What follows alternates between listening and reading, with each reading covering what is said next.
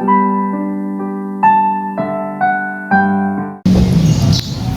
nandito tayo ngayon sa Pulo Huwebes Santo.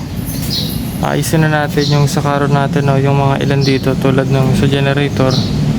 Tapos ito tatanggalin natin yung mga bulaklak mamaya. Tapos bibihisan natin si San Lazaro nandun sa loob ng room. Ayan. Tara, bihisan natin San Lazaro muna.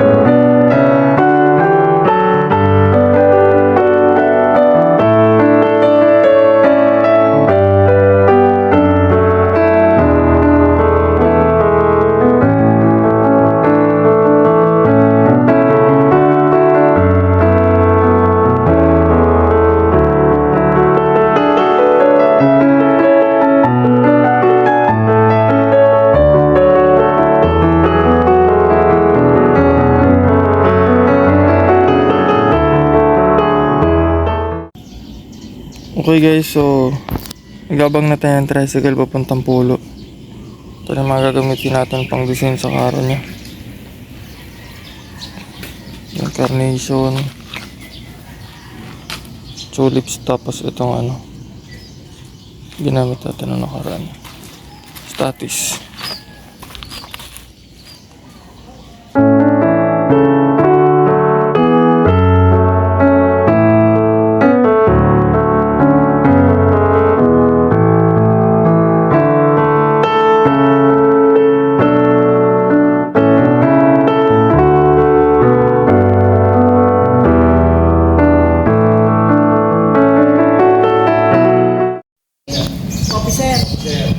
Tapos na tayo guys.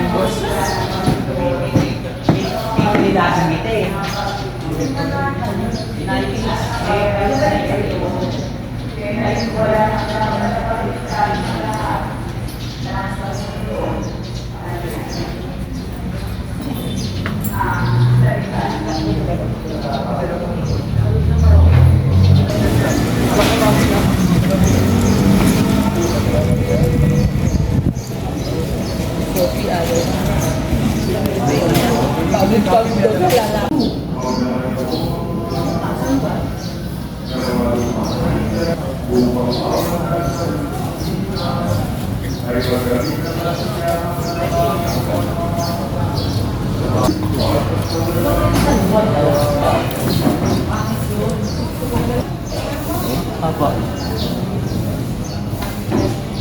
May kukurin. Oh?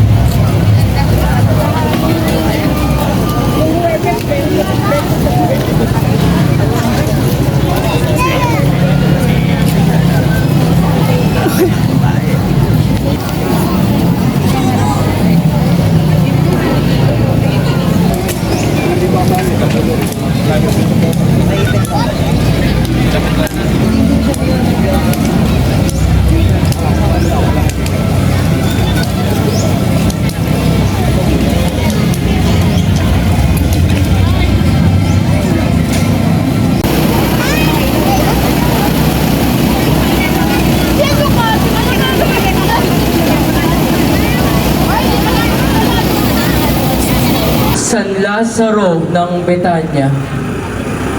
Nagpasabi ang magkapatid sa Panginoon, Panginoon, ang minamahal ninyong kaibigang si Lazaro ay may sakit. Nang marinig ito, sumagot si Jesus, hindi niya ikamamatay ang sakit na ito.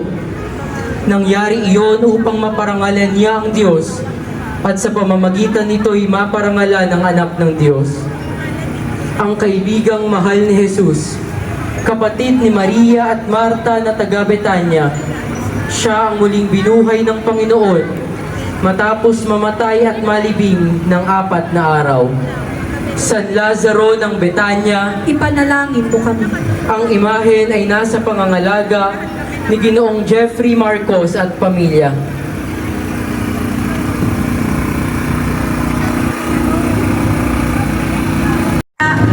Sa paanan ni Jesus at nakinig sa pagtuturo ni Jesus. Si Marta naman ay abalang-abala sa paghahanda, kaya't dumating siya kay Jesus. Ngunit sumagot si Jesus, Marta, Marta, nababalisa ka at abalang-abala sa maraming bagay. Ngunit iisa lamang ang talagang kailangan. Mas mabuti ang pinili ni Maria at aalis sa kanya. Isa sa magkakapatid ng Betanya na madala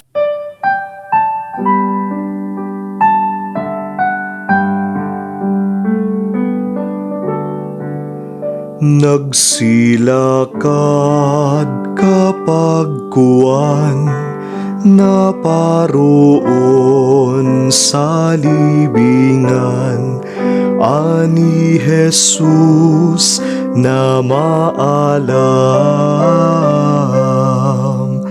Hayo na at inyong buksan ang batong nakararaga.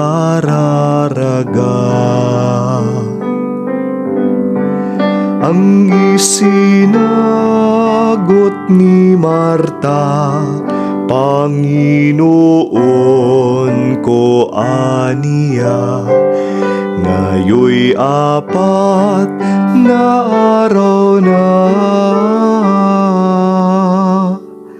Totoong hindi sasala na ang bangkay ay bulok na. Ang tugon ni Hesu Kristo, diliwi ka ko sa iyo, paniwalaan mo ako. Makikita mong totoo, mabubuhay ang kakamo. Ano pa nga at binuksan yaong takip na libingan niyong kaila sarong bangkay,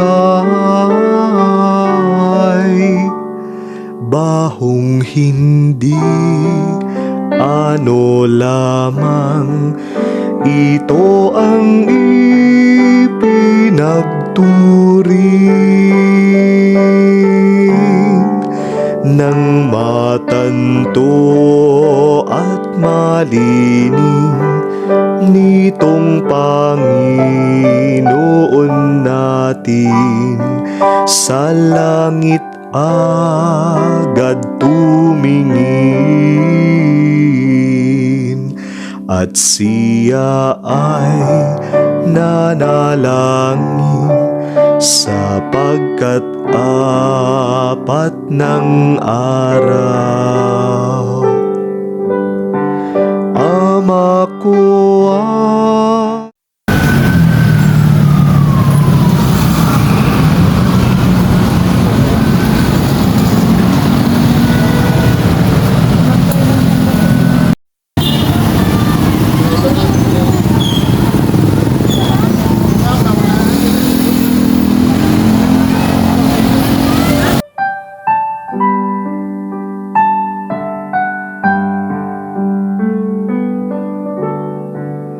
nagsilakad